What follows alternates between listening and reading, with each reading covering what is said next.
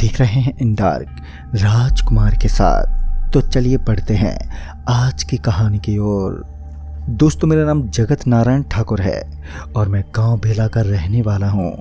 हमारे गांव में एक ब्रह्म राक्षस की कहानी बहुत ही ज़्यादा प्रचलित है। इस कहानी का बहुत खौफ है और ये कहानी हर ग्रहवासी को पता है। इस कहानी को सुनने में सभी लोग घबराते हैं क्योंकि ये कहानी कुछ ऐसी ही है। ये कहानी मेरे दादाजी ने सुनाई थी और ये कहानी बड़े बुजुर्गों की जुबानी सुनने को मिलती है। गांव जैसे इलाके में जहां 4 लोग इकट्ठा हुए पूरा मोहल्ला गप मारने में मगन हो जाता है। उस समय ठंड का मौसम था। ऐसे मौसम में आपको गांव जैसी जगहों पर कुछ लोग एकजुट होकर आग सेकते मिल जाएंगे। मैं खाना वाना खाकर बरामदे पर गया तो मैंने देखा कि सब आपस में बातचीत कर रहे थे और आग सेक रहे थे।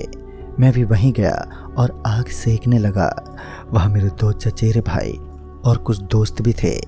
मैं उस वक्त 10 साल का मासूम बच्चा था और मेरे दादाजी के दोस्त किशोरी बाबा ने कहा, अरे शिव शंभू, कोई भूत ऊत की कहानी सुनाओ। मेरे दादाजी का नाम शिव शंभू था। मैंने भी जिद पकड़ ली कि मुझे तो भूत की कहानी ही सुननी है। मैंने कहा, दादाजी कितने दिन हो गए हैं, आपने कोई भूत की कहानी नहीं सुनाई, मुझे कहानी सुननी है। और मेरे साथ जो बच्चे थे वो सब भी जिद करने लगे।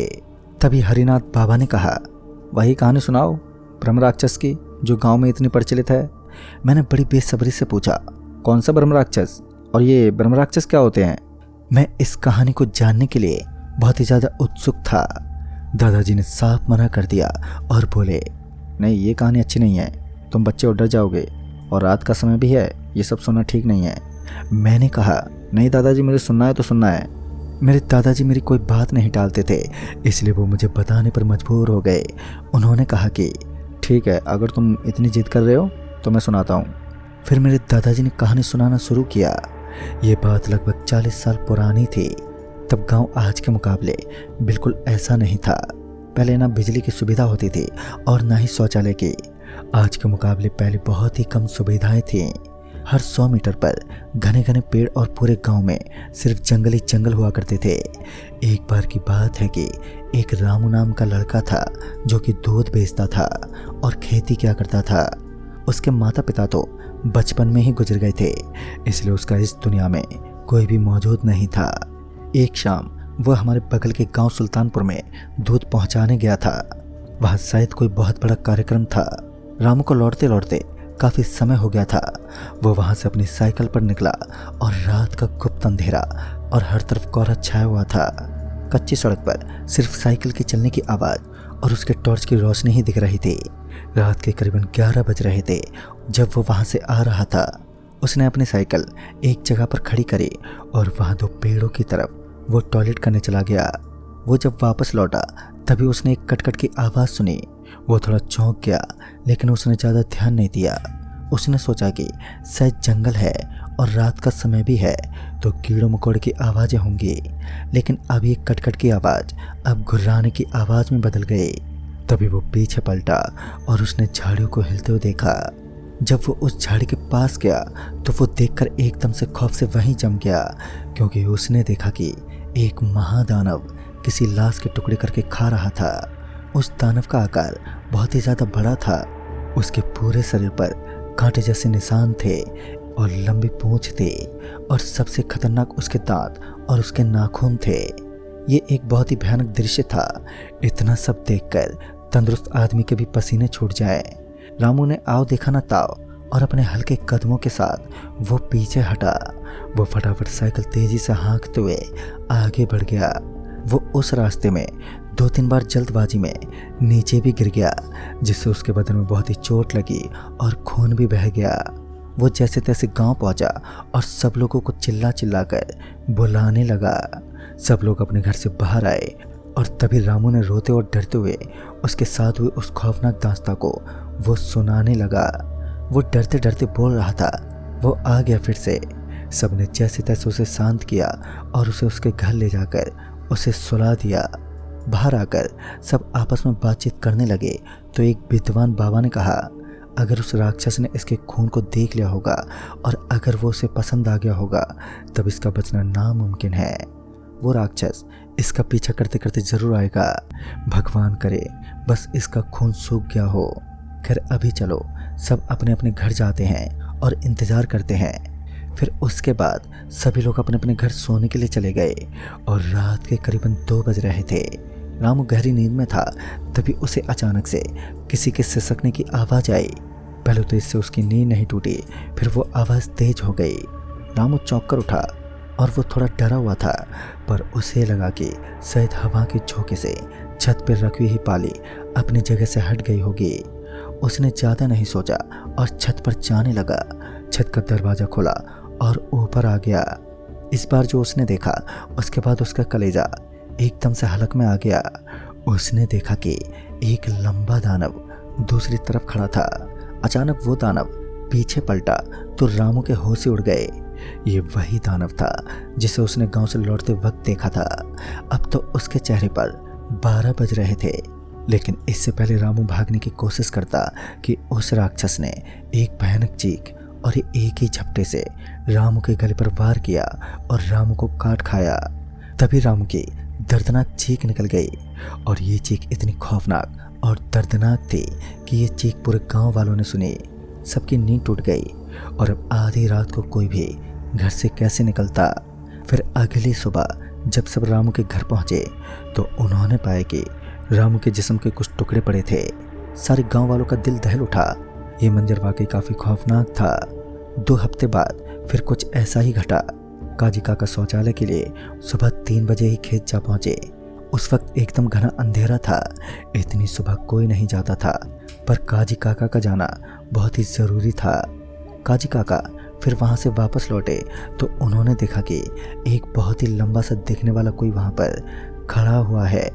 काजी काका डरे नहीं, बल्कि उसके पीछे पीछे जाने लगे। फिर वो राक्षस पलटा और उसने उनका भी वही हाल किया जो उसने रामू का किया था। अब ये घटना दिन दहाड़े होने लगी थी, इसलिए लोग रात में तो क्या दिन में भी घर से नहीं निकलते थे। कुछ महीनों तक तो इसका बहुत खौफ था। ये हादसे अब दिन दहाड़े होते थे। फिर एक बार गांव में शादी थी और शादी के मंडप के ठीक दूसरी तरफ एक स्कूल था जहां बारातियों को ठहराया गया था। रात को 12 बजे खाना पीना करने के बाद कुछ बाराती सोने के लिए स्कूल में गए, लेकिन उन्हें कहाँ पता था कि वहाँ एक बिन बुलाए मेहमान उनका इंतज़ार कर रहा है। एक आदमी ऊपर की तरफ गया तो एक कमरे में उसने देखा कि कोई जानवर खिड़की पर सिसक रहा है। अचानक वो खिड़की से नीचे गिर पड़ा और सीधा खड़ा हुआ। वो एक ब्रह्म राक्षस था और वो ब्रह्म राक्षस धीरे धीरे उसकी तरफ बढ़ने लगा और उसे एक झपटे में मौत के घाट उतार दिया। वो राक्षस एक कोने में उस आदमी का खून पीने में व्यस्त था।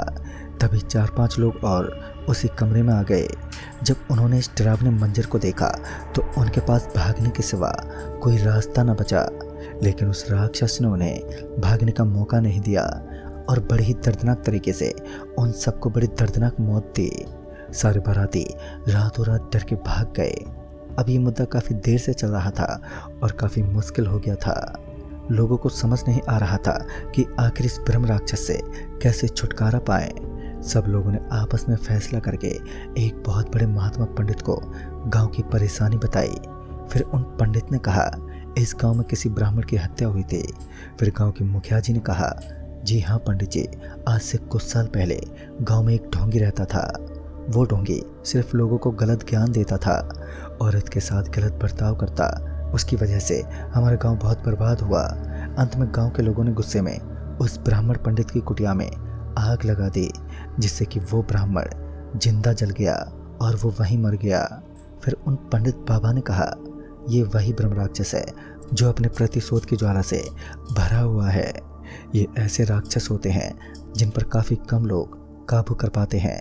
अगर इस राक्षस को हराना है तो पूर्णिमा की रात को चांद की पूरी रोशनी के बीचों बीच इसे मारा जा सकता है। इसके अलावा इसका कोई दूसरा रास्ता नहीं है। लेकिन अब सवाल था कि उस ब्रह्म राक्षस को गांव के बीचों बीच पूर्णिमा की रात को लाएगा कौन। काफ़ी समझाने पर गांव के 2 लोग तैयार हुए। वो पेशे से मछुआरे थे। सभी गांव वालों ने उन्हें अच्छे पैसे दिए थे और उन्हें चावल गेहूं जैसे राशन भी मुफ्त कर दिए। ठीक अगली पूर्णिमा की रात को वो दो लोग उस ब्रह्म राक्षस के इलाके में एक बस को लेकर गए। बस के पीछे की सीट पर मांस के टुकड़े बांध दिए। लोगों की योजना के मुताबिक वो राक्षस बस का पीछा करता हुआ आएगा और फिर वो पंडित जी अपनी तैयारी के साथ वहां उपस्थित रहेंगे। दोस्तों, हुआ भी कुछ ऐसा ही। एक आदमी बस चला रहा था तो दूसरा दरवाजे के बगल वाली सीट पर पीछे बैठा ताक रहा था। दोनों खौफ में थे, लेकिन पैसे के कारण वो मजबूर थे। कुछ देर के बाद गुर्राने की आवाज़ें आने लगी। वो आदमी गाड़ी तेजी से भगा रहा था। ये पल उनकी जिंदगी का सबसे खौफनाक पल था। पीछे वो ब्रह्म राक्षस दौड़ता हुआ बस के पीछे पीछे आ रहा था और अंत में वे लोग बस के साथ उस पूर्णिमा की रात चांद के बीचों बीच रोशनी पड़ने वाली जगह पर पहुंच गए। लेकिन अचानक ही बस के रुकने से वो ब्रह्म राक्षस पीछे की खिड़की को तोड़ता हुआ बस के अंदर दाखिल हुआ। अब वो दोनों लोग डर से थरथराने लगे थे। तभी पीछे बैठे वाले आदमी को उसने अपनी जबड़ी से फाड़ डाला और उसे बड़े चाव से खाने लगा। उधर ड्राइवर अपनी मौत का इंतजार कर रहा था। तभी पंडित जी ने मिट्टी का तेल डालकर एक कपड़े में आग लगाई और दौड़ते हुए बस के अंदर आ गए और उस ब्रह्म राक्षस के सामने फेंक दिया। इससे वो ब्रह्म राक्षस पीछे हट गया। फिर उन पंडित बाबा ने अपना तंत्र विद्या शुरू किया और वहाँ के कुछ लोग भी वहीं पर उपस्थित थे। फिर पंडित बाबा ने जोर से चिल्लाकर कहा कि जल्दी से उस लाल रंग से उस ब्रह्म राक्षस के चारों ओर घेरा बनाओ। तभी कुछ लोग जल्दी से उस राक्षस के चारों ओर घेरा बनाने लगे। फिर उन पंडित बाबा ने एक तीर निकाला और कुछ मंत्र पढ़े और फिर इस राक्षस को उस तीर से मार दिया। यकीनन वो ब्रह्मास्त्र था। उस तीर के लगते ही वो ब्रह्म राक्षस जमीन पर जा गिरा और वो वहीं खत्म हो गया। अब एक बहुत ही खुशी का माहौल छा गया। सारे गांव वाले खुशी से झूम उठे। वो पंडित महात्मा किसी भगवान से कम नहीं थे। फिर सारे गांव वालों ने उस ड्राइवर और एक और आदमी के घर पर खूब सारा भेंट दिया। खैर, एक आदमी की मृत्यु जरूर हुई, पर बाकी कितनी ही जिंदगियां बच गईं। इसलिए कहते हैं कि रात में सुनसान सड़कों पर ना जाएं, या कोई पीछे से आवाज़ दे तो जवाब ना दें। ये सब लोग आज के ज़माने में कहाँ मानते हैं। ऐसे एक दो नहीं, कितने ही किस्से घट चुके हैं कुछ राज्यों में। तो दोस्तों, इस कहानी में बस इतना ही। तब तक के लिए बाय एंड टेक केयर।